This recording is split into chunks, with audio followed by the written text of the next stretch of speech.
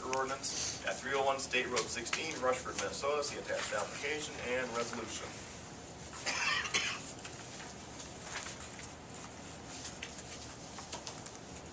Move to accept this resolution 2012-021. I'll second. Motion by Mr. Dahl, second by Mr. Colvinson. Any more comments? All in favor of the motion, say aye. Aye. All opposed? And the motion passes. Thank you. 9G, consideration of approval of resolution 2012-022, approving the application of Shawnee's Bar and Grill for an off-sale intoxicating liquor license, subject to the laws and regulations of the state of Minnesota and the city of Rushford liquor ordinance at 220 South Mill Street, Rushford, Minnesota. See attached application and resolution. I make a motion we accept it. Second. Motion by Mr. Colvinson, second by Mr. Hansi. All in favor of the motion, say aye. Aye. Opposed? And the motion passes.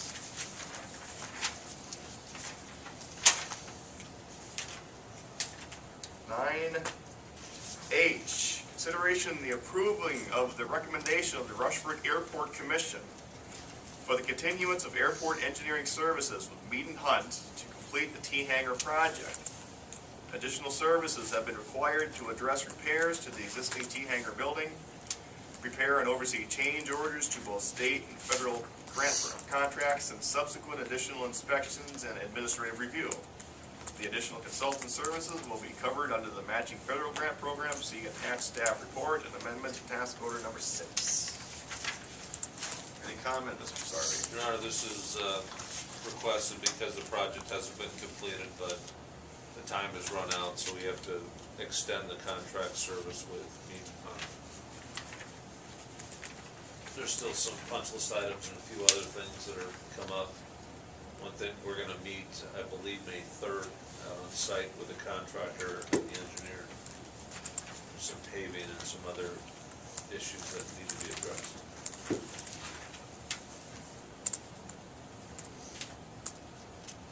Any questions? I have some questions. All these expenses have they been discussed and about and talked about in the past and paid in the past? Correct. So these are all new expenses? No. These are they're change order items that the council's been updated on, and they're punch list items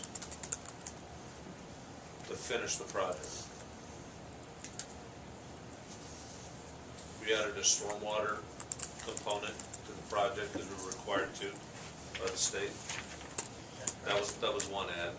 Drains the water from From the pad area down between into between the two hangars Yeah. down into the pond. and off the buildings, all the hard surface. That was one of the major adds.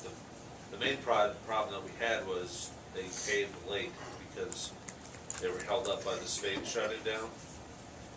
So by the time they got up there, it was late to pave. They paved anyway, but there's some issues. There's some low spots, and the aggregate is showing in the asphalt. It's more of it's not so much of a structural issue, but we want them to fix it. We're doing the door seals too, that's Yeah. another grant. The door seals on the Right. old, On the old hangar, fix that up. They weren't worth it. And then the contractor left a mess up inside the new hangar, so I have to go in and clean that. But again, those are punch list items. It's nothing new, it's just because our contract is up with our engineer, we have to renew that.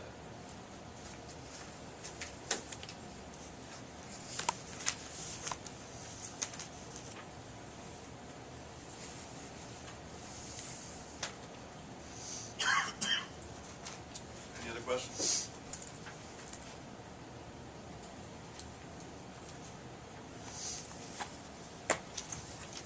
I move to approve that. The update. I'll second it. Motion by Mr. Dahl, second by Mr. Hansi. Any further comments or questions? All in favor of the motion, say aye. All opposed? And the motion passes. Thank you. Let's move on to 9 A, consideration of approving the recommendation of the Rushford Airport Commission to utilize federal matching funds to purchase snow removal equipment for the Rushford Airport as planned for in a capital improvement plan. It is recommended to purchase a WK 800 loader mounted snow blower utilizing the state bid pricing of $106,000 to be paid by 90% federal grant and 10% city funding. See attached staff report and McQueen equipment flyer and price quote. Your Honor, I don't know if the council recalls, but last year we looked at a piece of equipment and it was determined that it wasn't a big enough snow thrower that we needed up there. It was like,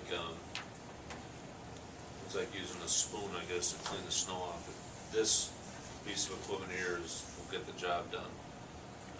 It attaches to our loader, so when you look at the picture, it's not the tractor part, it's just this part right here. What'll happen is as the snow builds up in areas when they plow, they'll run this out, they'll run the loader up to the airport, they'll hook up the attachment, they'll go out and that snow will get thrown beyond the runway lights.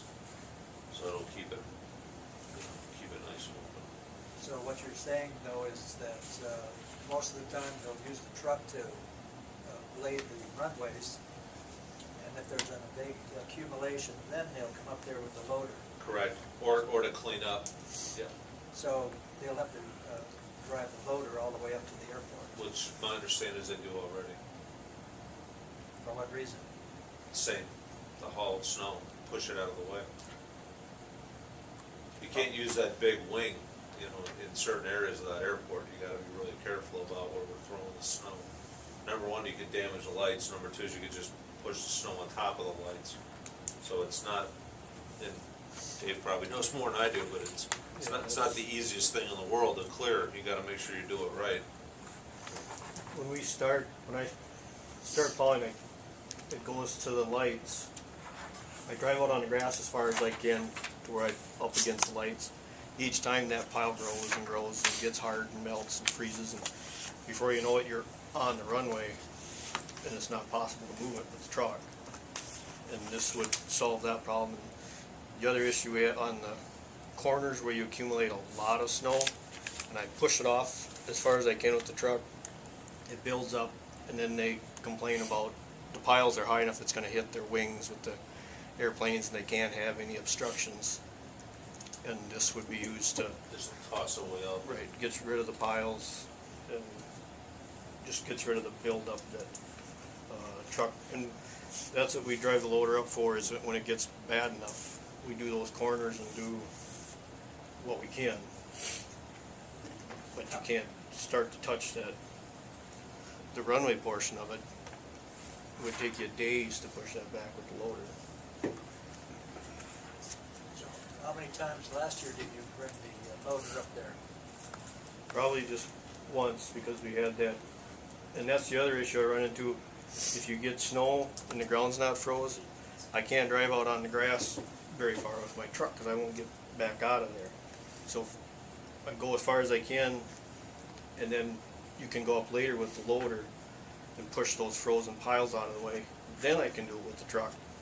Again, depends on how much snow you get and how much it drifts. Just last year was a very minimal, right? And everybody. But this piece of equipment won't even need it. You'll just drive on the edge and just throw the snow Right. beyond the lights and it's out of the way.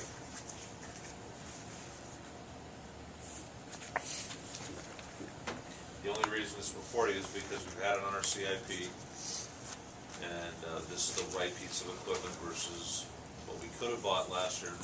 Looked at it and said we don't want it, and it's 90% paid for by the federal government. So it's only 10% cost to the city. You like it, Dave? It's yeah, good piece of equipment. Did you say there was a blower up there already?